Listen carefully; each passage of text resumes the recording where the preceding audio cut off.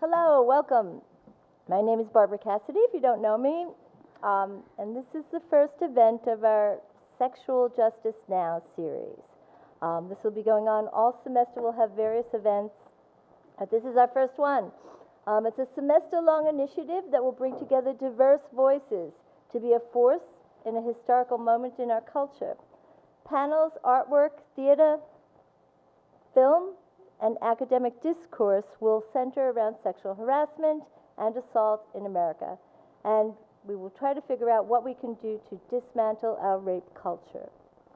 Experts in the field, people who have been harassed and or assaulted, faculty members, artists, experts in criminal justice, students, and community members will all come together to work on this issue in disparate ways.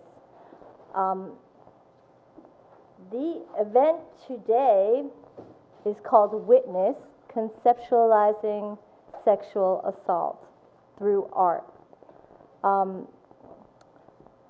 Jay has done a number of semester-long initiatives before this year. They did one on gun violence, they did one on immigration and deportation, they did one on torture, and the rationale behind these initiatives are that some issues are of such national importance and are so timely that we believe they deserve prolonged attention and an in-depth exploration from various angles and through numerous forms of expression. Hence, Sexual Justice Now. Tonight, or this afternoon, we have 5 artists here to talk about creating work about sexual assault. One reason that I wanted to do this panel in particular is because often when I tell people if I'm working on a play that has to do with sexual assault or rape, I sometimes get a look of like, oh, you're not really doing serious art. And I'm interested in dispelling that myth. The myth about real art. So I would like to introduce some real artists that are doing real art. Before I do it, I want to just remind you to turn off your cell phones or put them on vibrate because we will have some performance in here. So we don't want to interrupt that. And then, yeah, that's all I want to say about that.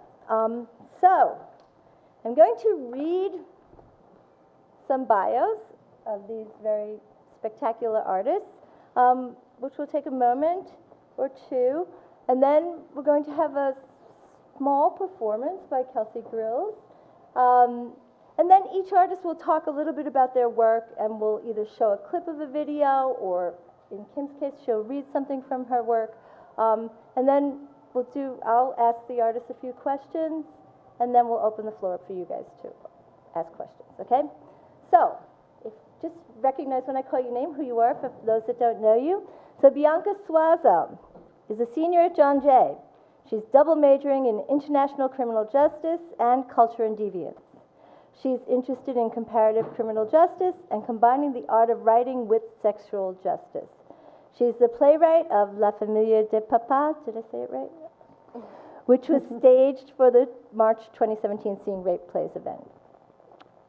Star Busby is an experimental avant-garde soul singer, songwriter, composer, and fabulous actor.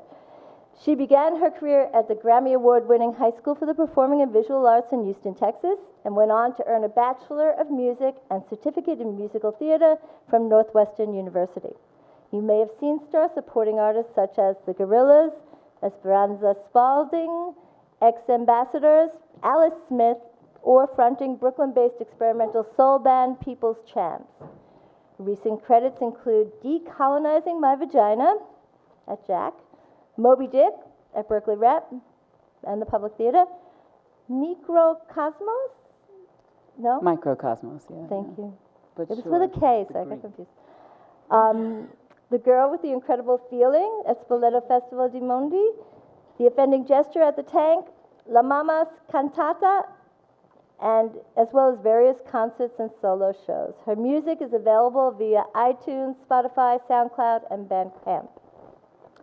Kelsey Grills is a performer, choreographer, and filmmaker based in New York City. In 2014, Kelsey created her first work, 2-Point Stance, which was made possible through funding of Florida State University URCAA grant. 2-Point Stance has been presented at numerous symposiums and festivals, including TEDx FSU, Triskelion Art, Triskelion, thank you, and Fertile Ground in New York City. Kelsey's currently working on a solo show and is an advocate with the Sexual Assault and Violence Intervention Program at Mount Sinai. Adrienne Truscott is a choreographer, comedian, writer, performance artist, and one half of the Wow Wow Sisters. Her critically acclaimed Adrienne Truscott's Asking for It, a one-lady rape about comedy starring her pussy and little else, won the Edinburgh Foster's Panel Prize and is considered a critical impetus to the evolving conversation about rape culture. A recipient of the Doris Duke Impact Artist Award, a 2017 Adelaide Fringe Artist Ambassadorship, and the FCA Grant for Performance Art Theatre. She or her work has appeared at, in, or on the Sydney Opera House, Festival of Dangerous Ideas, The Moth, The Kitchen, PS 122, Joe's Pub, Melbourne and Montreal Comedy Festivals, the Sydney International Arts Festivals, La Soirée, Soho Theatre, The Jimmy Kimmel Show, John Cameron Mitchell's Short Bus, and CBGB's. Her essays have been published in Women of Letters, Between Us, Doing It, Women Tell the Truth About Great Sex, and The Guardian, among others. Lastly, Kim Davies is a 2016 Fellow in Playwriting from New York Foundation for the Arts. Her play Smoke premiered at the Flea Theater in 2014 for a thrice extended run. She was a New York Times and Time Out New York Critics Pick, and has been produced in cities around the U.S. and Brazil.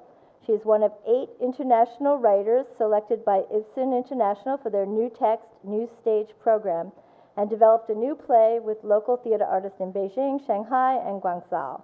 In collaboration with the Muse Project, she wrote Stet, which in 2016 had its world premiere at Abingdon Theatre Company.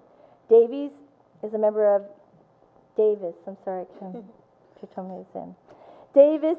of Young Blood at Ensemble Studio Theatre and New George's Jam. She received her MFA in playwriting from Brooklyn College. Yes. So I know that took a little bit long to read all of them, but it saved a lot of paper in doing programs, so I'm happy about that. Anyway, Kelsey Gross is going to be performing an excerpt of her new piece right now, so we're going to segue into that, and please welcome Kelsey.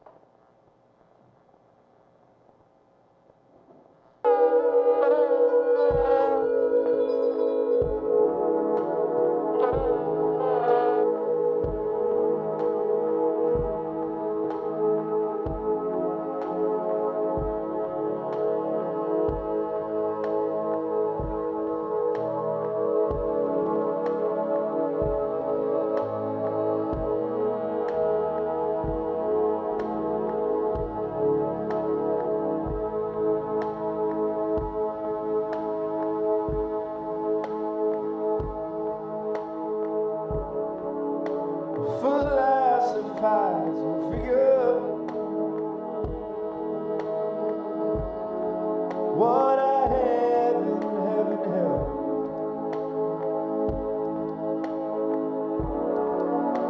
You called and I came, stay tall through it all. Falling fixture, just the same thing.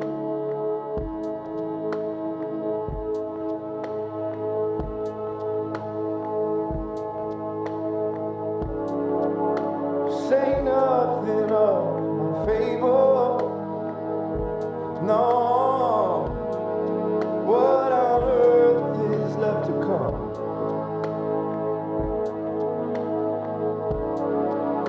Who's agonized and all through it all? I'm underneath your tongue.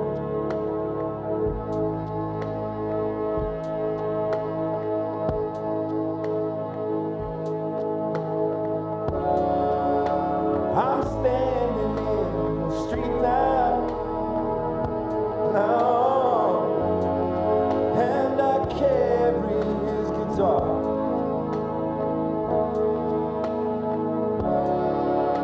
And I can't recall it lightly at all, but I know I'm going in.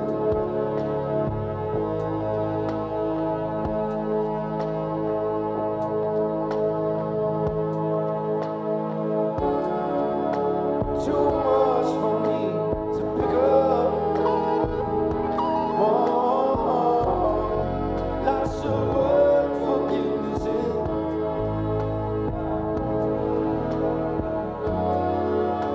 We've galvanized the squall of it all.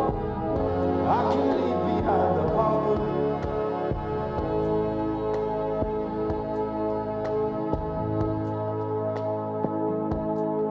I will run all around it.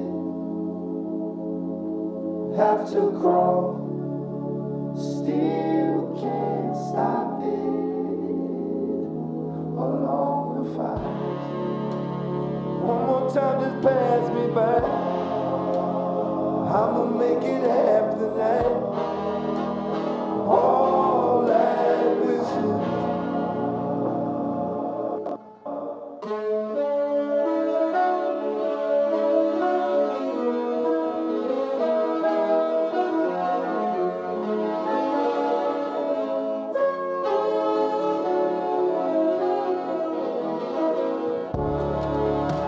To walk aside your favor. I'm an estuary king.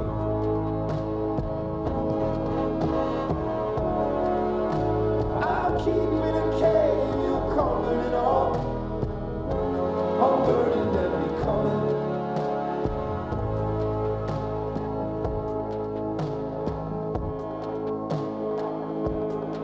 I will run.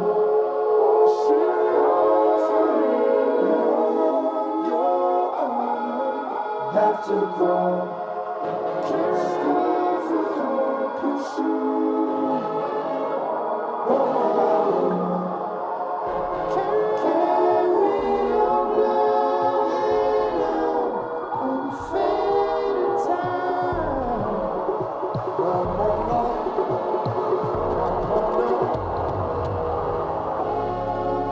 Shed lies I know my failure. Clear out feelings to see. And I don't forget. Clean out the love without survive. Keep waking up.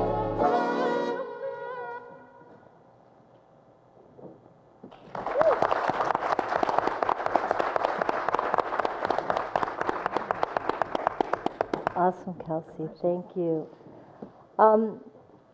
So the idea is for each artist to say something about their work. Kelsey, do you need a little break before you say anything? Oh, no. Okay. So maybe tell us a little bit about your work. Yeah. So, hi, thanks for coming. This piece is going to be a 40-minute long one-woman show. It's about re-education and how our memories inform our future, pretty much, and about remembering and reconstructing certain events in time. And that's pretty much all I know right now. Great. Thank you. So next up will be Bianca. So Bianca, maybe tell us a little bit about your work, and then we'll show a clip of the video. So I am a playwright. I wrote the play La Familia de Papá, and it deals with 3 Dominican sisters who immigrated here. It deals with immigration, sexual harassment at work, incest, and it deals with family dynamics and just feeling hopeless and not knowing where to turn to.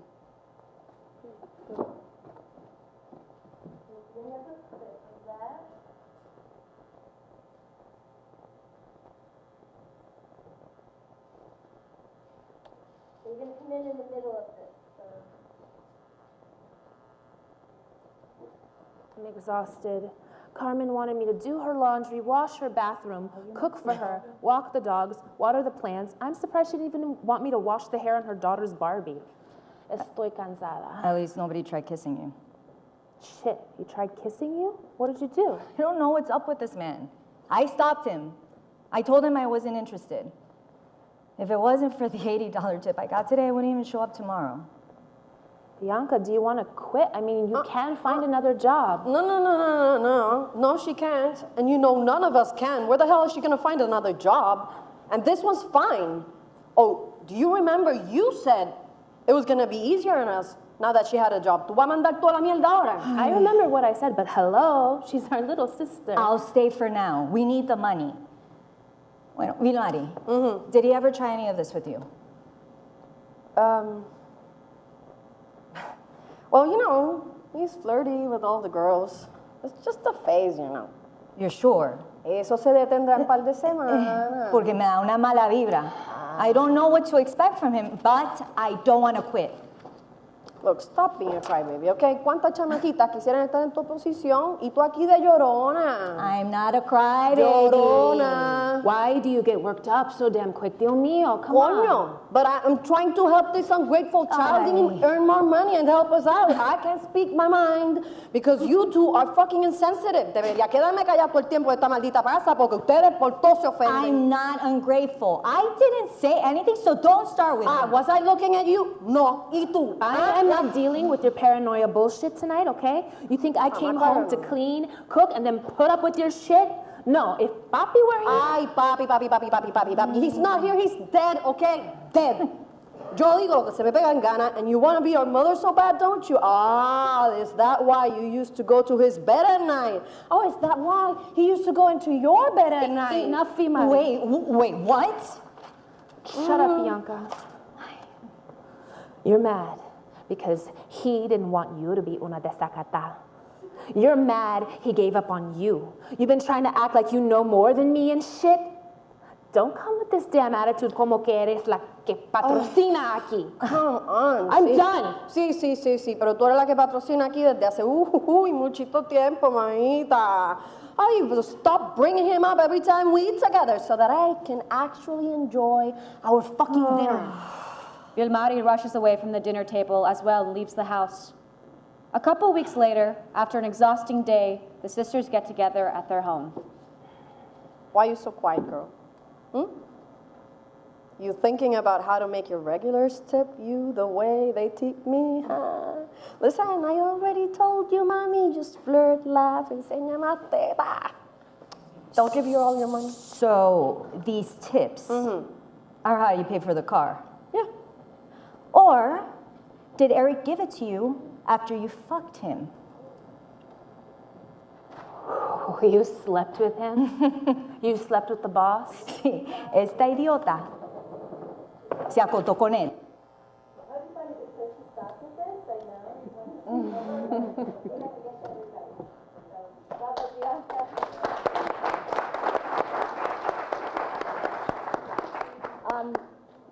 Next will be Star Busby. So Star, maybe you could tell us a little bit about your work. Sure. I'm a singer, songwriter, and I do some other stuff too, some acting. Most of my work is, everything that I write is written for solo. So I have a loop station, and I layer my voice and layer in other instruments in order to create the background music.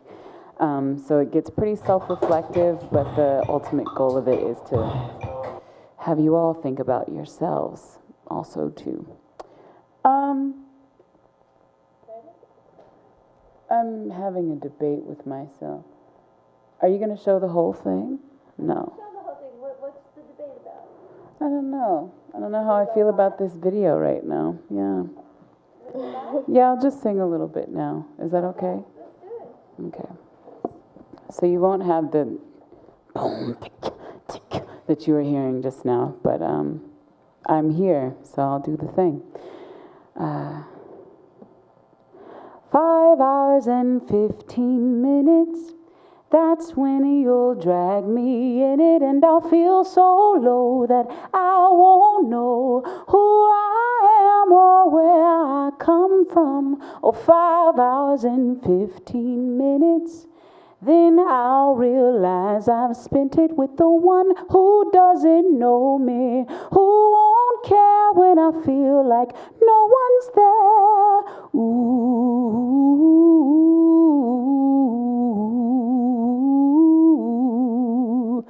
ooh.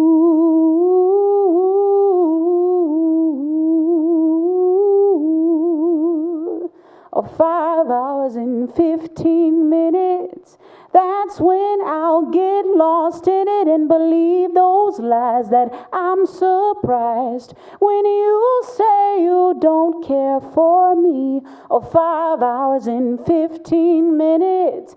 It's long enough to try and flip it, make you summarize your reasons why you held me down with the glare in your eyes.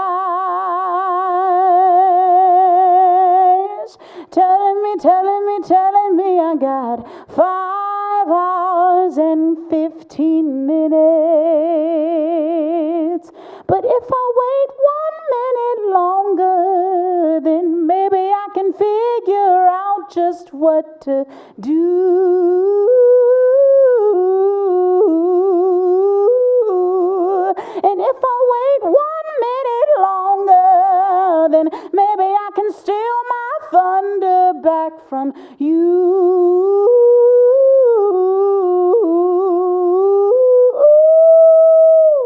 In 5 hours and 15 minutes. Ish.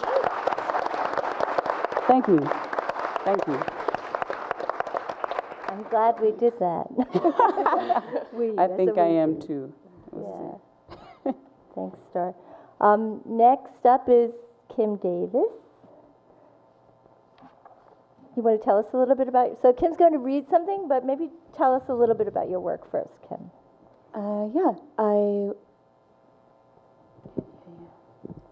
I work as a writer. I started out in playwriting, and now I work also in film and opera. And I'm primarily interested in power and violence and sex and humor. So a lot of what I do is about rape. And this excerpt that I'm going to read from is from a play that I wrote in 2016 called Stet, that was very loosely based on an incident in which Rolling Stone magazine published an expose of a gang rape at a fraternity at the University of Virginia, and the story was debunked within a matter of months. And so the play examined conflicting narratives about sexual assault, what kind of narratives about sexual assault our culture deems acceptable or interesting, and how such an article might have happened. And this particular excerpt is from an interview that the reporter in the play conducts with a student that she decides not to include in the article.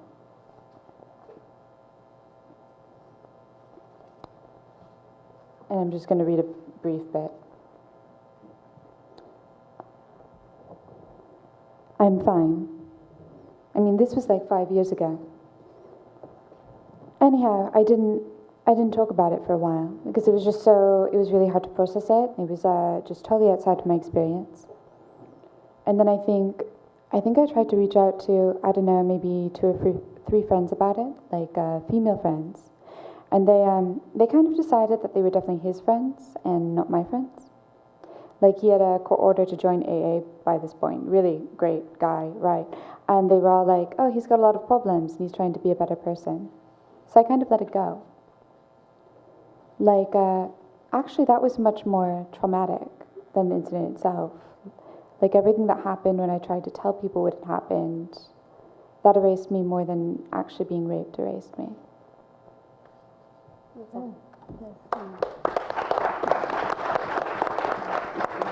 Thanks, Kim. Adrian, maybe you could tell us a little about your work, and I'll cue the video. Okay. Hi, thanks for coming. I started making work as a choreographer and mostly movement-based work. Lately, I seem to be working with text and more. And I think kind of what I've learned is these days I seem to switch forms depending on what form seems like it will suit the project best. So I made this 1 hour sort of stand-up comedy show about rape and rape culture, rape jokes and comedy.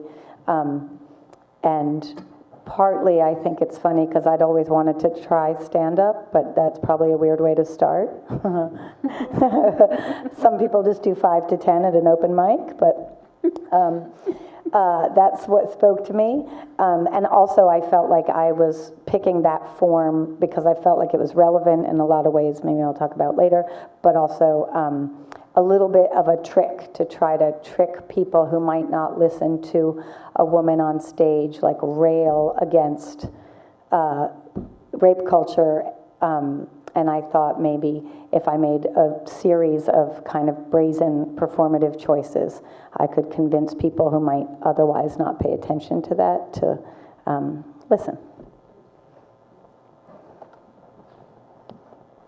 But comedy never works on this.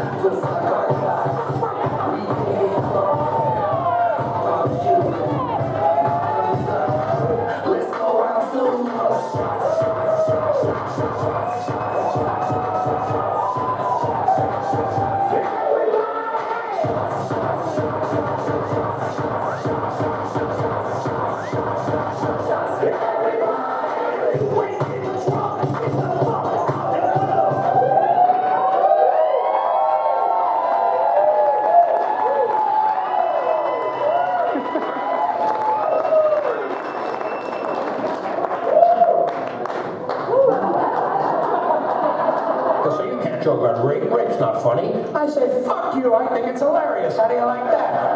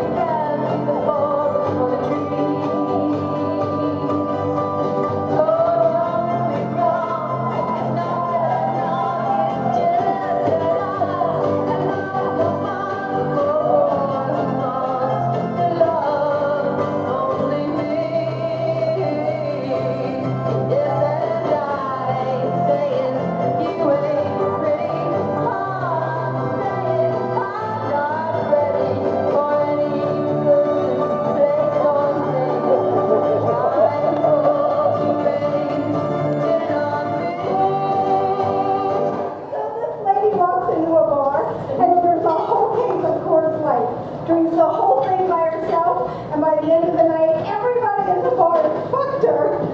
So she goes back the next night, orders another whole case of Coors Light, drinks the whole thing by herself, and by the end of the night, everybody in the bar fucked her. So she goes home to think about it, and she goes back a week later, and the bartender is like, "Hey girl, you have been missed around here. Case of Coors Light on the house?" She's like, "No, we're sweet, but you better just make it like a Pabst Blue Ribbon or something." I missed the punchline.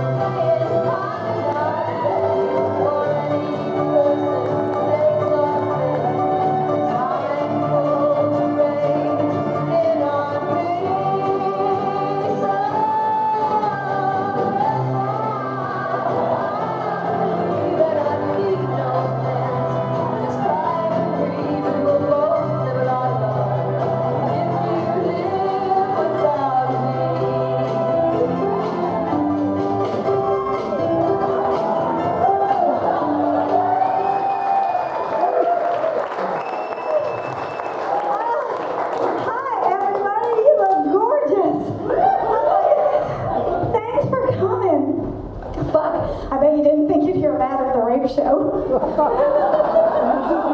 so delighted you all are here. And now that you made it out and filled this room, it's so fantastic. It's a little overwhelming. I just hope it's everything you were expecting. No, because you guys, I've heard a lot said about it. It's like too big, no, too small. You know, sort of like dingy around the corners, but the lighting helps. You know, it looks pretty basic from the outside, but what the heck is going to happen once you get in there? And yes, it's a little overpriced, but say what you will, I think Joe's Pub is the best.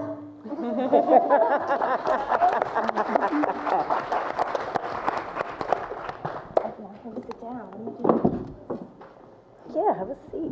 So I'm going to borrow this a minute. So it's all kind of amazing, and I feel like my emotions are going from one to like each piece in a very erratic way. Maybe you guys could just talk about what you're trying to do with your work. And we could hear from all of you about what you want to do with your work, because I'm sure it's all different for each of you. Yeah, this maybe. When I was making this piece, I think fundamentally I felt like, and I made this piece in 2013, so I feel like the conversation being had publicly was quite different, even though it was only 4 years ago. As we all know, it's all kind of sped up and caught up. But at the time, I felt like I was just hearing the same annoying narratives, like, what was she wearing? What was she like? Did she drink? He's a nice guy. Why did she wait so long to talk about it? She just wants money, if they're all that bullshit. And I just felt like there were so many things I thought differently about it that I wasn't hearing. I was hearing it with some other people I knew and online in a few different places. So I was just trying to make a show that said something different from what I felt like most of us are subjected to listening to, that I don't think advances the cause or the conversation. Which was basically, let's stop talking about the victims and talking about what goes on before this act takes place.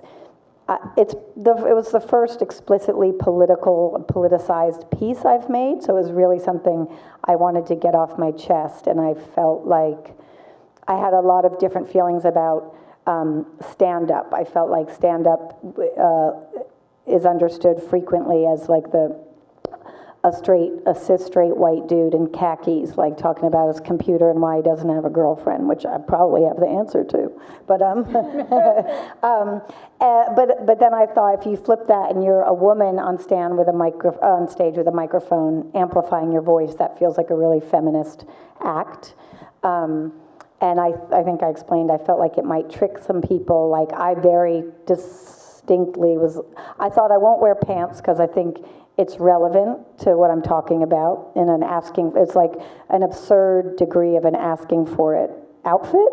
I think it's hilarious looking. It's not like a sexy look to wear shoes and a jacket.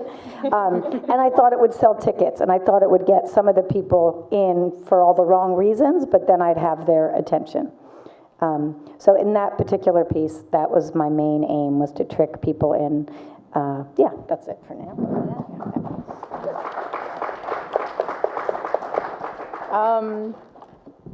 So at first, I wanted to pass the class. And then as I started writing, my thought was, how can I make a story involving rape or involving sexual assault?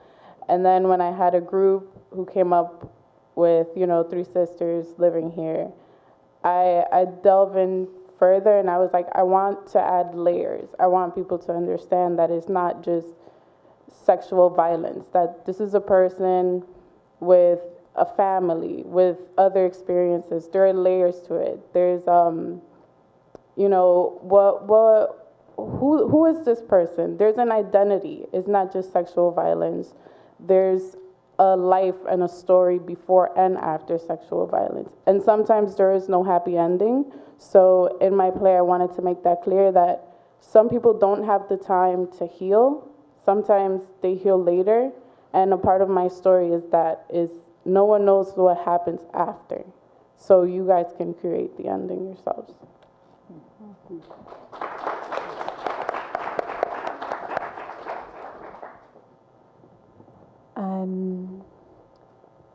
I was really interested in conventional narratives about sexual assault, and especially with the Rolling Stone UVA case, which was so controversial. And at the time that I was writing the play, there was a lot of talk about, like, oh, has this set back the movement, or, you know, the impetus against sexual assault on campuses. And I thought there was a lot of really interesting opportunities with that story, because to me, it really said something about the kind of, like, very black and white sexual assault narrative that is acceptable to the public and is, like, the most sensationalistic or the most attention-grabbing narrative, because the reporter who wrote the story had interviewed numerous women on the UVA campus whose experiences of sexual assault are much more typical of what happens on college campuses, involving, like, alcohol and people that they know. But instead she settled on this really sensationalistic gang rape narrative, even though it wasn't really very strongly verifiable.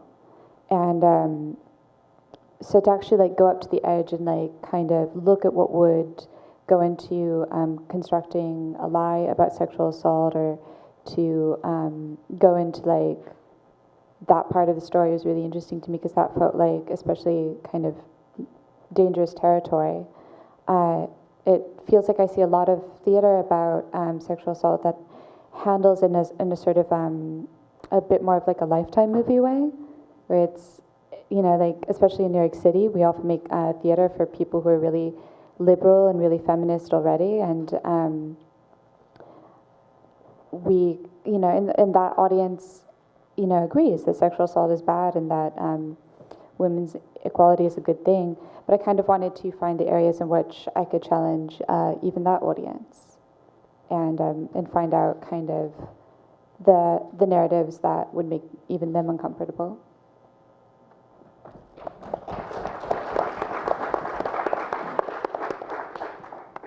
I mentioned earlier that my work is fairly introspective, but the idea and the hope is that it causes everyone to kind of have that moment inside of themselves. And with that, I hope that people can examine the choices that they make, especially in how they relate to others. Because I'm a person who's, my whole life I've been very, not obsessed, but really intent on understanding why people do the things that they do, which might seem like a futile pursuit to understand why humans do the things that they do. But when people do evil things, or things that we say are evil, that everyone says this is an evil thing, how do we get there?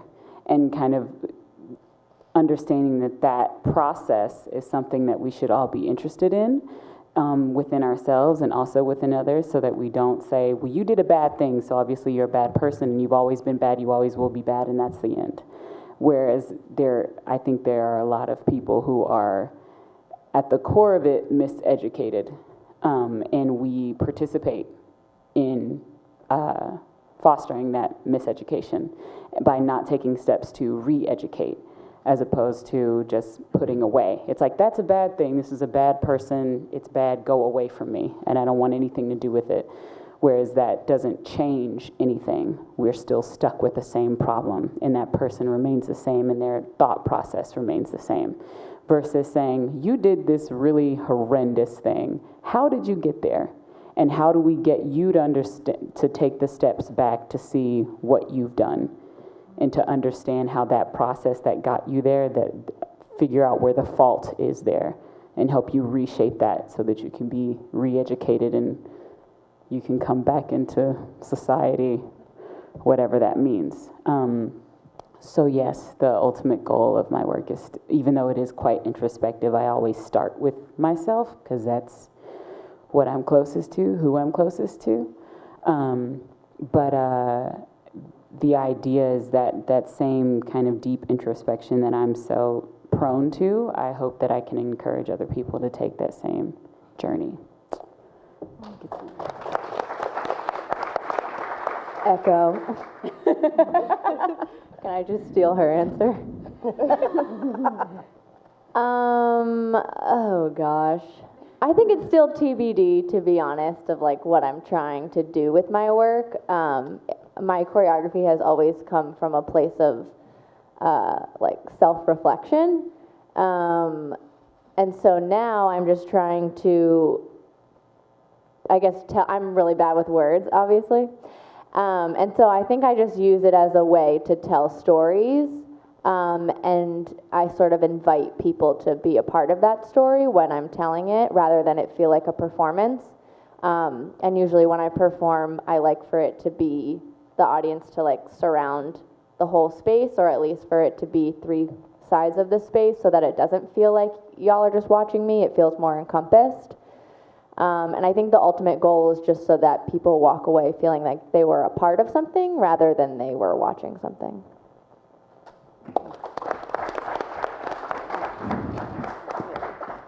So another question, maybe, do you guys write or create around sexual violence often, or is this like one piece that you did that was about sexual violence, or is it part of, you know, what you're doing a lot of? Anyone who wants to answer? Yeah. You go.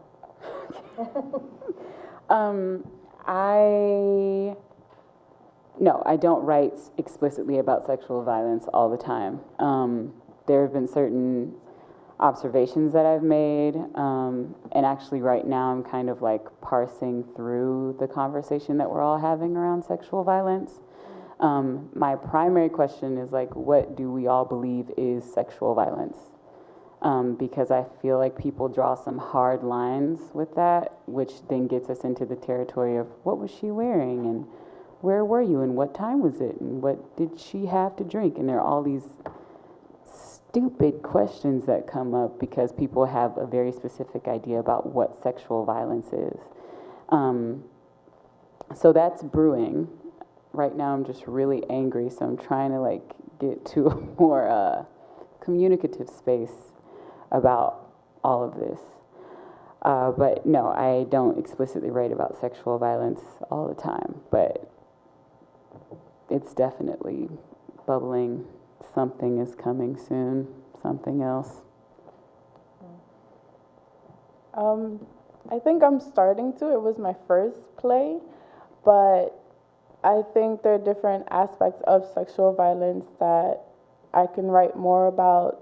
Let's say how someone being sexually assaulted affects someone who isn't being sexually assaulted. A friend may come to you and say, you know, I was sexually assaulted. How do you feel about that? So my art and my plays can come from someone who hasn't been sexually assaulted but has experienced it through the storytelling of someone else. It can come from sexual assault through various ages. So I'm an up-and-coming artist, so I don't know what's in the future, but I think I do like working with issues of sexual violence. Anyone else want to answer that one?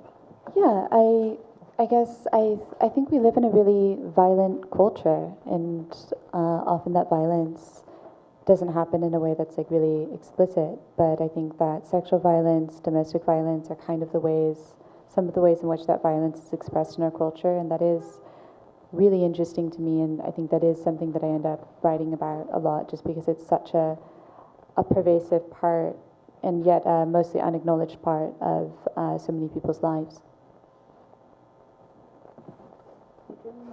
Yeah, I was sort of thinking on the way here about that type of question that if you do anything about that, you get asked.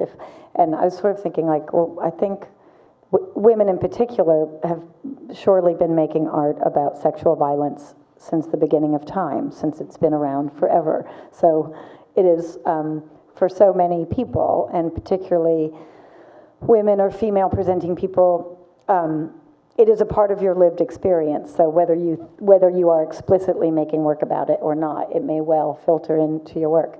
And my own experience with making work about it was that when I was making Asking for It, I felt it was really important that my own sexual history not enter into the conversation, because I thought the piece will then be received as like that lady making a show about her rape. And so while it went against everything I believe about being vocal about it and not being ashamed to talk about it and being like in camaraderie with survivors, I refused to answer the question when I was asked, partly because I feel like it's very easy to think that there's a cultural tendency to think that anything written by women is subjective and not dealing with form and experimentation with form, and that's sort of like the purvey of male artists, and that annoyed the fuck out of me. And I would also say, like, by the law, if I'm making a show where I'm talking about rape and the assumption is that I have been raped and that's why I'm making the show, then at least do me the favor of asking a male comedian joking about it if he has a similar like, why are you making jokes about raping a woman? Is it subjective? Yeah. So that was like a very specific, like informed decision about it with that show. What I also think it's a way that trauma operates, that like I was also telling myself I'm making a stand-up comedy about this issue. It was also a roundabout way for me to also deal on another deeper level with that issue in my life. And what I'm what I'm finding out relates to some of what you're working with is like how much trauma affects what you do, remember, know, how you proceed with your life, even while you think you are dealing with your trauma. It still infiltrates so much of what you do, or, yeah. That segues into the next question. So, because I'm thinking about this idea, right, of, so I think if you were in my class, I said, we will not ask the artists if their work is based on a real experience, because that's not an appropriate question to ask.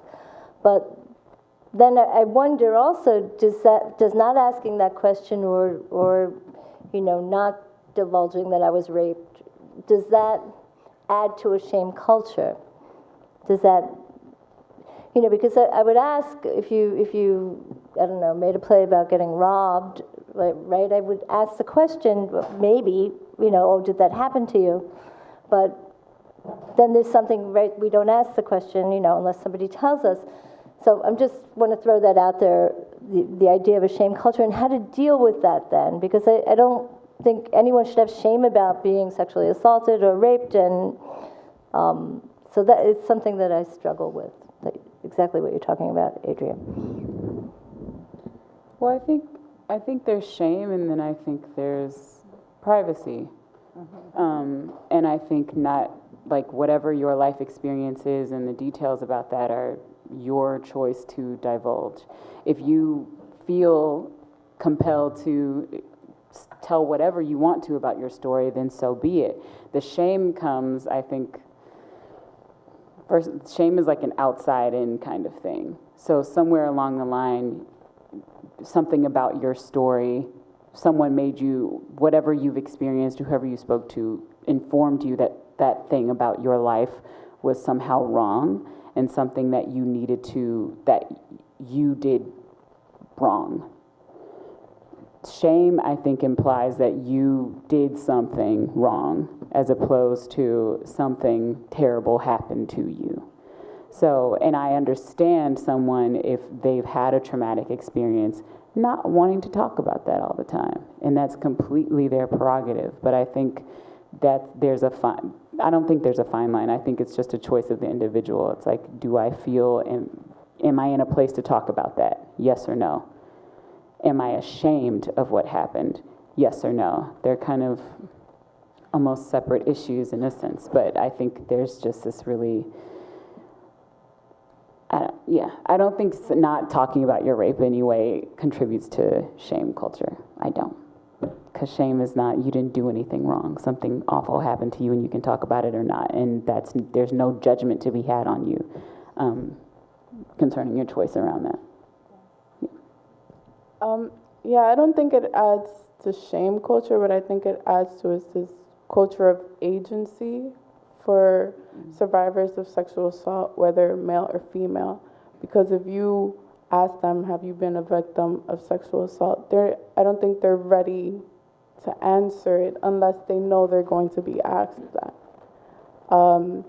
It feels like you're maybe putting someone in the spot. Maybe they're not ready to answer that question. I myself have been asked that question, and I won't answer yes or no, but it feels very invasive.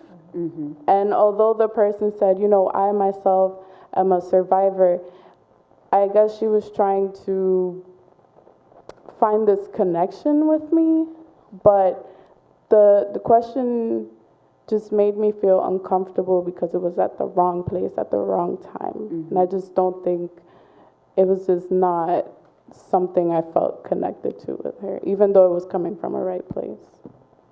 Mm-hmm. Anyone else want to take this?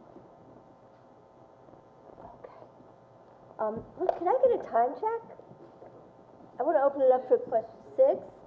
So do you guys have questions? I have a list, but I think I'd rather take yours. Yeah. I have a quick question. When you talk about defining sexual violence, does this primarily involve the male species for what you're talking about? Or is a woman ever involved in anything that any of your work involves? Wait, I'm sorry. Are you directing the question to a specific person? No, just in general. Yeah. No. I don't define sexual violence as like a male specifically or only enacted thing. I think, because it can feel violent if another woman looks at me and has like some extreme judgment about my body. That can feel violent, even if it's positive. It's like, oh, girl, look at those big old titties or something crazy like that. It's like, whoa, like, I don't even know you. Why are you discussing my body like this in public? Like it's funny. And like and it's like a backhand because it's like, so I guess you're saying you like my breath, but I don't need to know that. So why, it's just wrong. It's just, shut up. Like, talk to me about something else. So I don't think that, no, I don't think it's gender specific at all. It's just about human beings being disrespectful and not, anyway, allowing people their humanity. But anyway, yeah. I've been asked and or challenged on that front by non-female victims of sexual assault or people who were assaulted by women. And I know that when I was making the show, I was like, I wanted to be really clear. I wanted to try and be as clear as I could with my intention about what I was talking about. And I had made the choice to address the problem as it presents itself most frequently, which is, a crime that's about power. And the people who hold the power forever, and who are most frequently in the position to exercise that power in that kind of messed up way and get away with it and have the support of their community. So there's a few times where I've been like, that doesn't only happen to women. I'm like, I got it.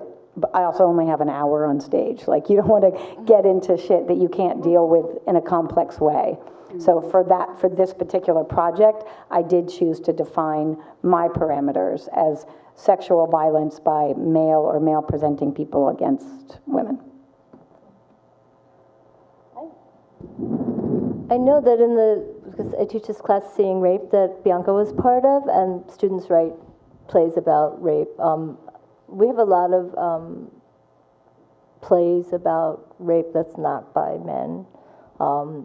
Either a female-female situation or female-on-male situation. So I think it just depends on the artist, what they're doing. Are there other questions from the audience? Or, yep.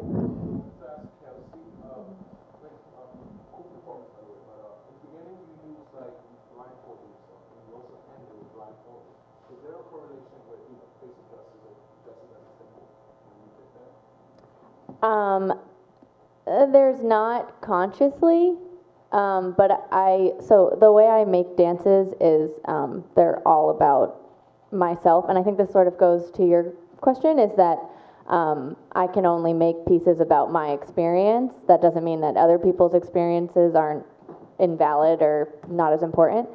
But whenever I go into the studio and try and make up choreography, real things just come out. So like, people say that making dances or like making art at all about your own life is like open heart surgery, because you're just remembering all those feelings, you're feeling all those feelings, you're seeing all those things, you're hearing all those sounds. So it's like whatever happened in that moment is happening to you right then and there when you're performing it.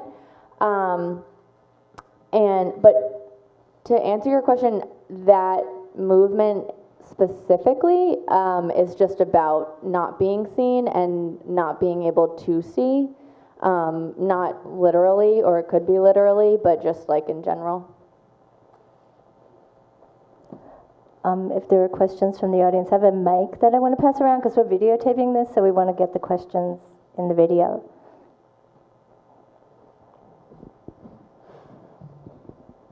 Hi, thank you again so much for your work. I just want to say it was really generous. And then just jumping off of that,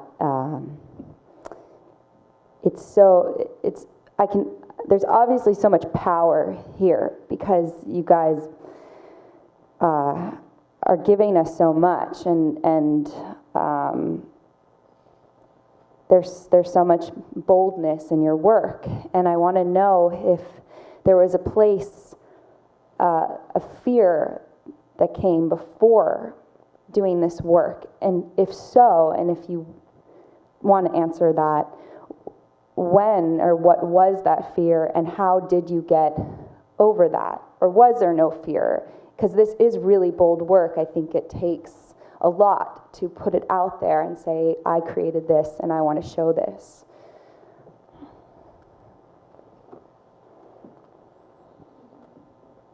I'll jump in. I feel like I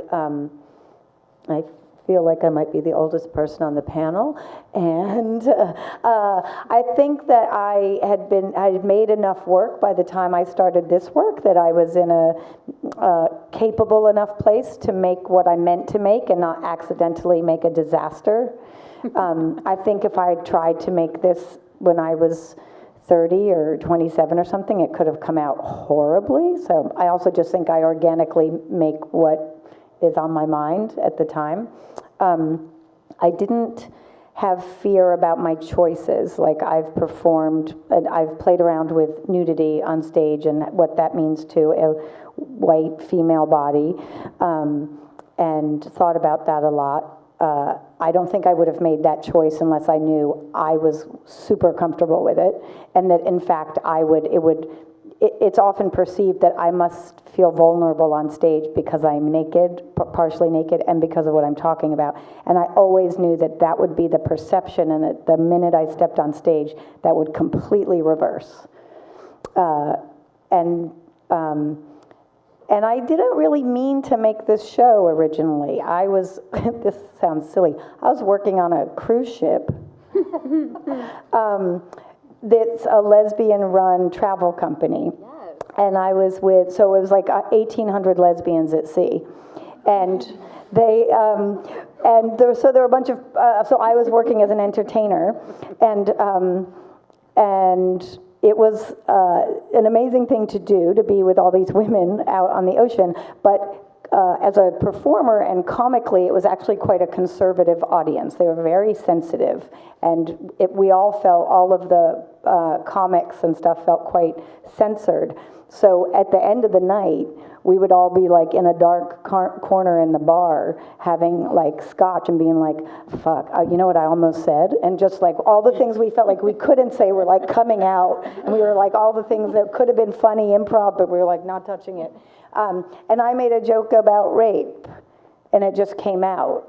And we all just like cackled, and it felt really cathartic.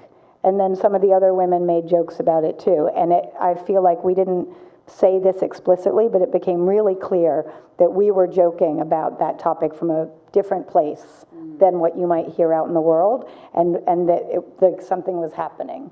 And I think in hindsight, I was like doing that embarrassing thing of trying out your material on Friends, which is mortifying. But something about that moment crystallized, like, if I do this right, it could be an interesting thing.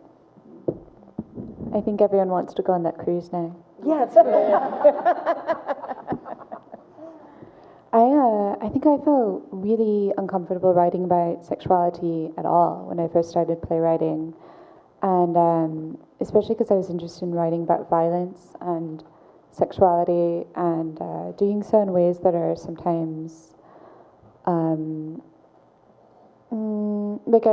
I have a play that takes place in like the BDSM subculture in New York City, and so I wasn't necessarily coming at things from like a more, I don't know, like a more traditional third wave feminist perspective.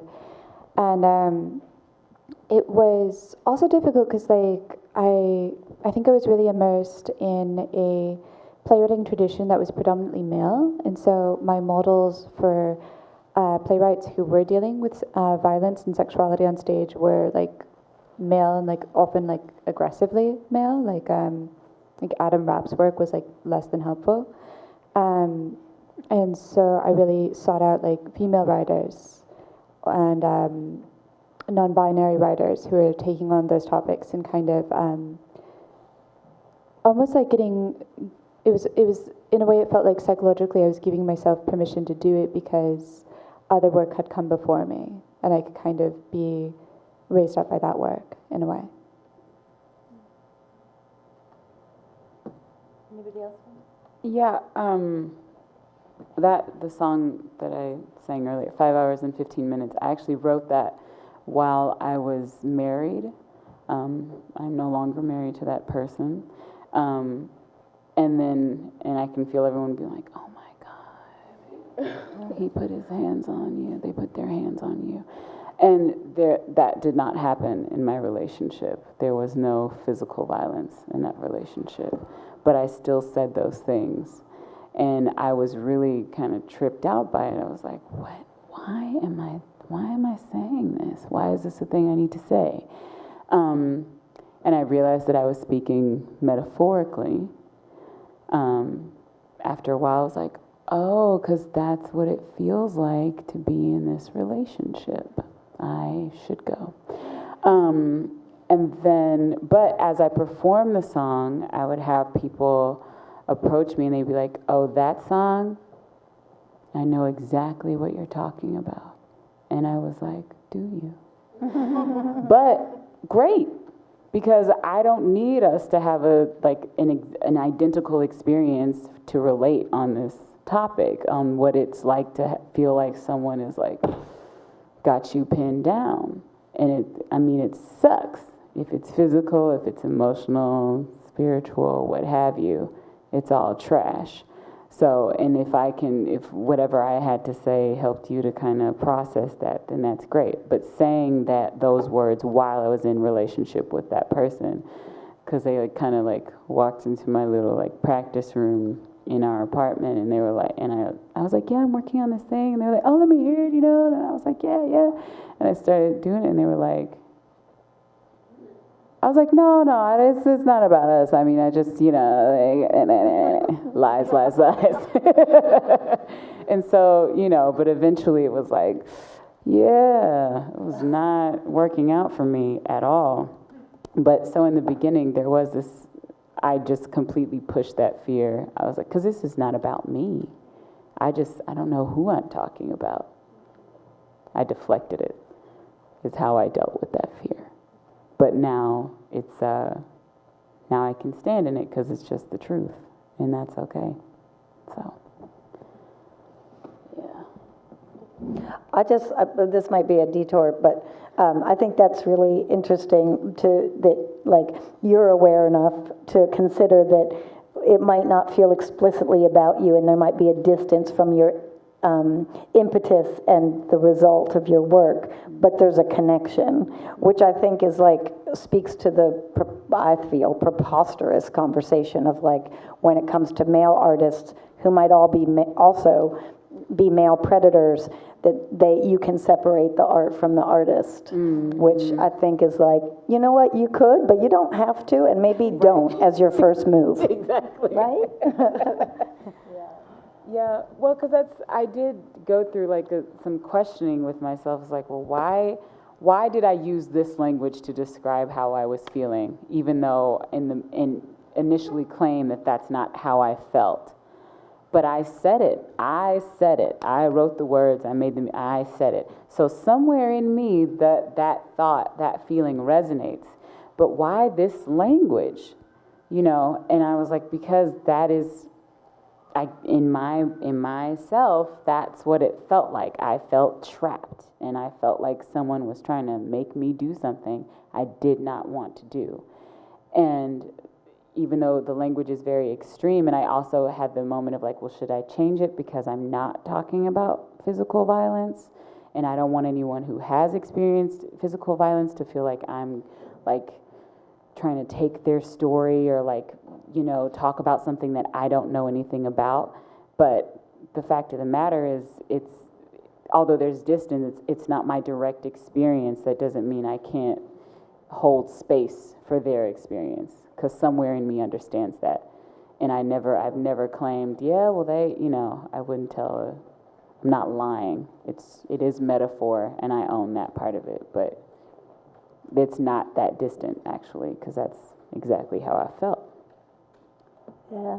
I was supposed to announce before, and I forgot to, that we have a counselor in the room. Selena, could you raise your hand? Just if anybody feels upset or whatever, wants to talk to somebody at any point or after when we end, Selena's around. We had a question back here, Kate. Thank you guys for coming. This is like an enriching experience. Can I talk about the mic? Can you guys hear me? Yeah. Sorry, this is bothering me. Can the videographer hear you is the question. Sorry, never mind. I use the microphone. This is a general question for any of you who want to answer. What advice would you have for like any boys or men that like want to join the conversation from like a supporting standpoint? Like, there's a certain male privilege when it comes to like sexuality and like sexual assault. It's like most men go into the assumption that it'll never happen to them. And so I find that when we come into like attemptful like safe spaces and like they try to join the conversation, like sometimes like they get kind of like shat on a little bit. Like people like are kind of like really hurtful to them because it's the assumption that like they'll never understand, like they'll never have to go through it. So like their narrative isn't important, not narrative, but like what they have to say isn't important. So like what advice would you have for like men that are just trying to be supportive, like assuming they've never experienced anything like that before? Show up. I think that's so important when people just show up. Like, it shows that you're just willing to listen, and you're willing to educate yourself, and you're willing to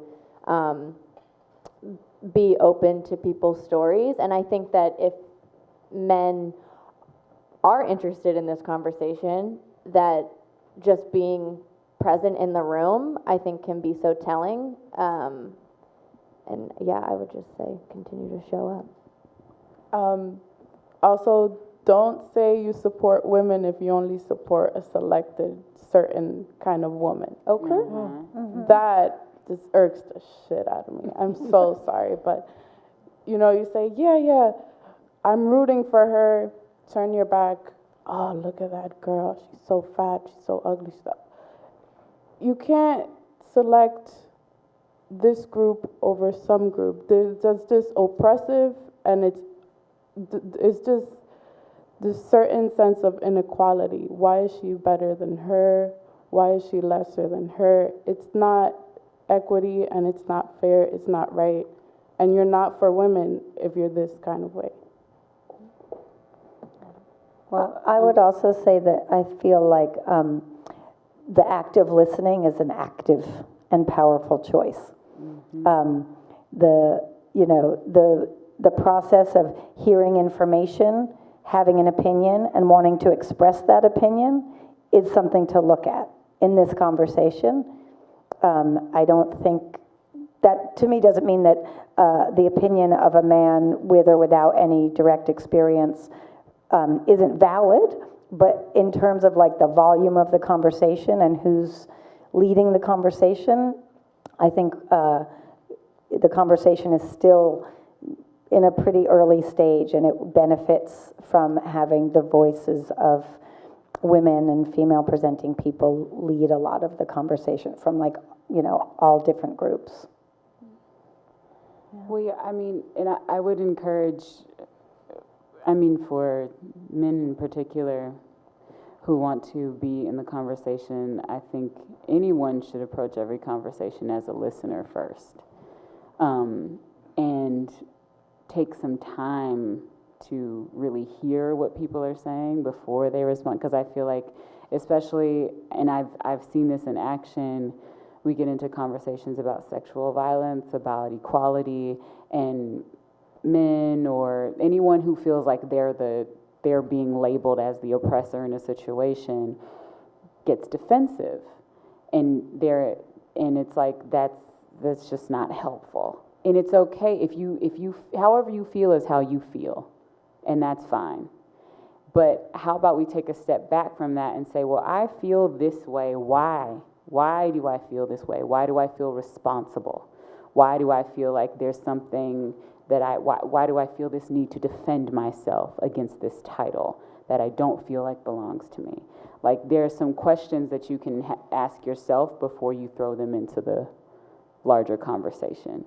And I would say that, because I'm also seeing some of this, is like, if we're all, because we all have a role in fixing what's been going on. Everyone has something to do. And some of us need to speak more than others, some of us need to listen more than others, and that may change over the course of this conversation.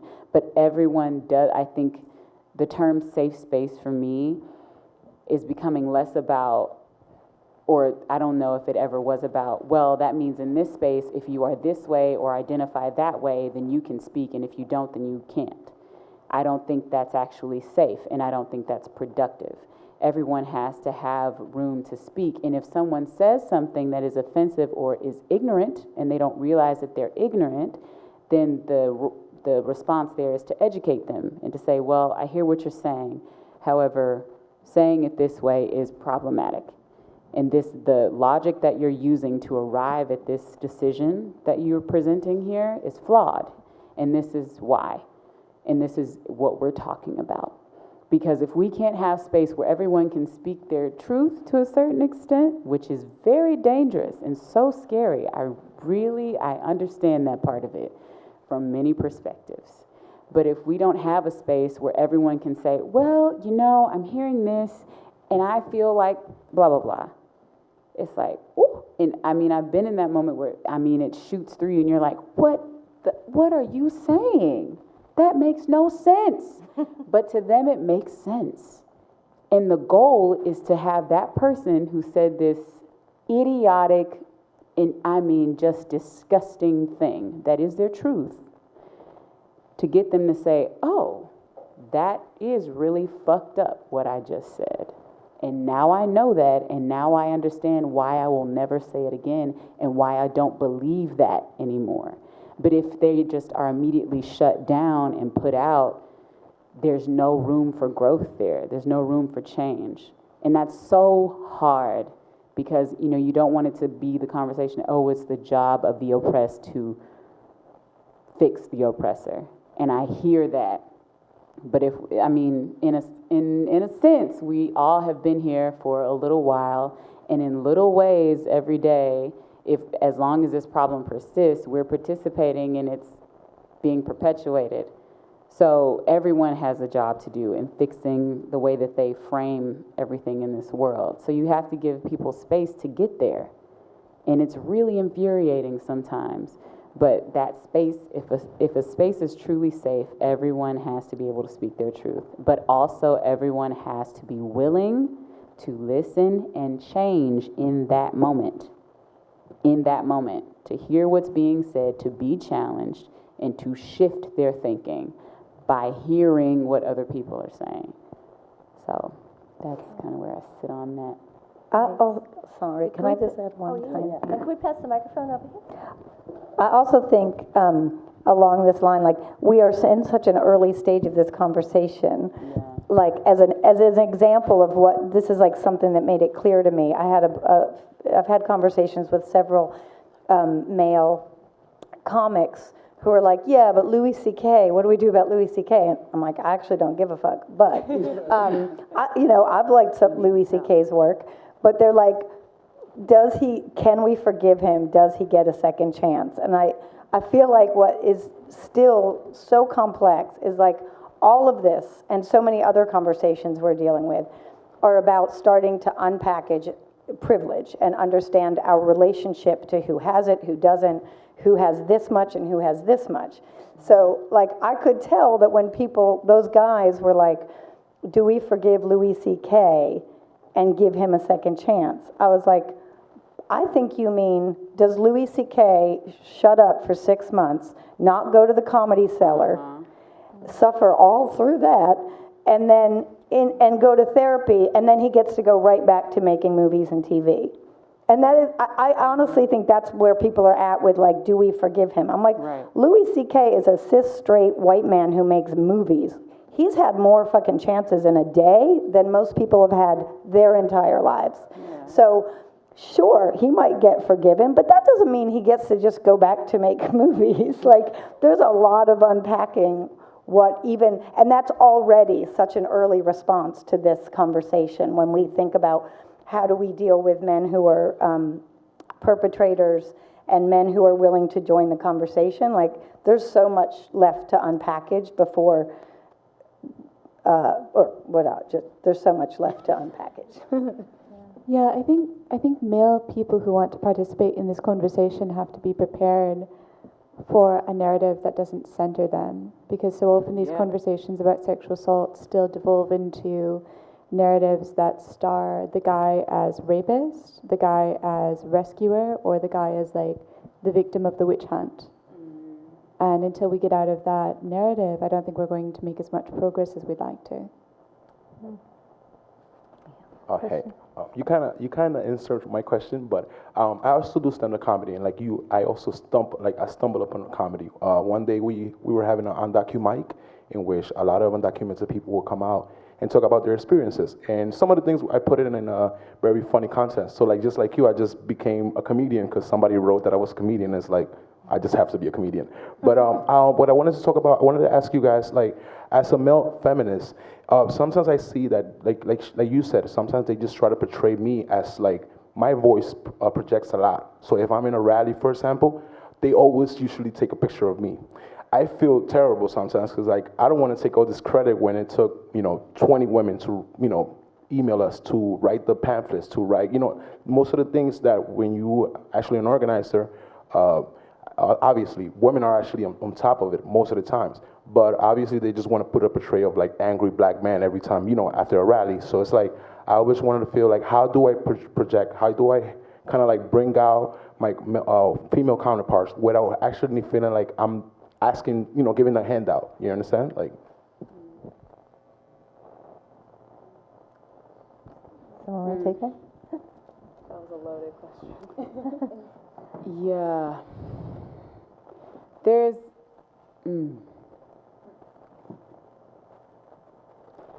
How you are viewed, you have little control over, is the truth for everybody. And that's hard to swallow. But I think that's part of what we're all talking about in a larger sense, is all the assumptions that come up when we see each other before we actually communicate with one another.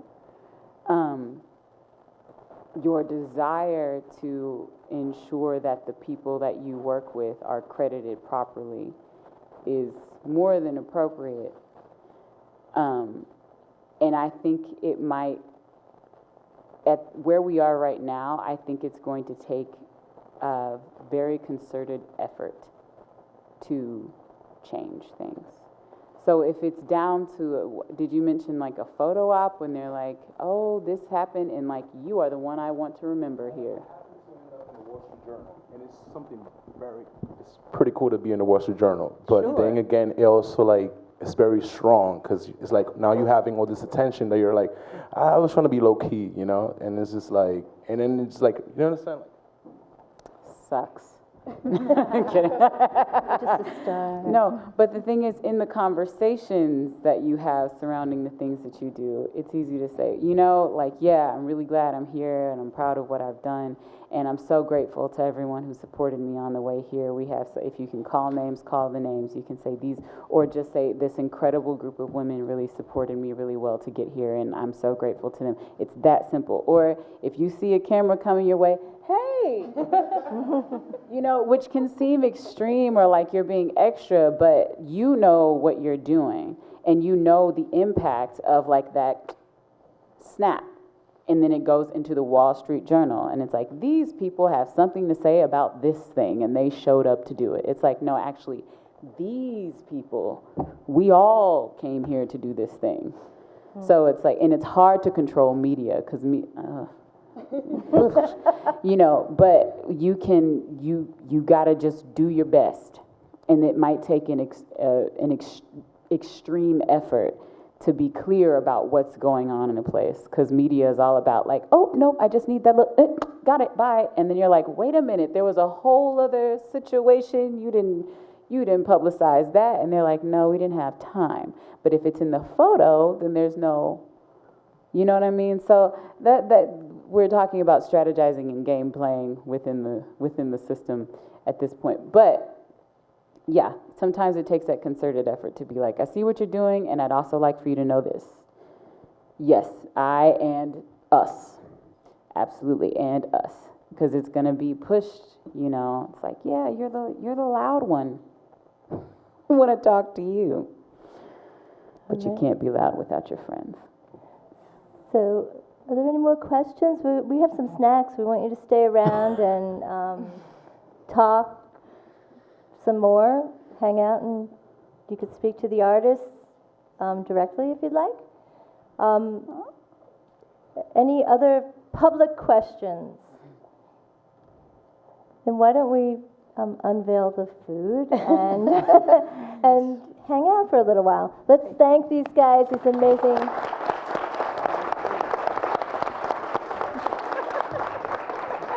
Thank you, artists, so much. Thanks for having us.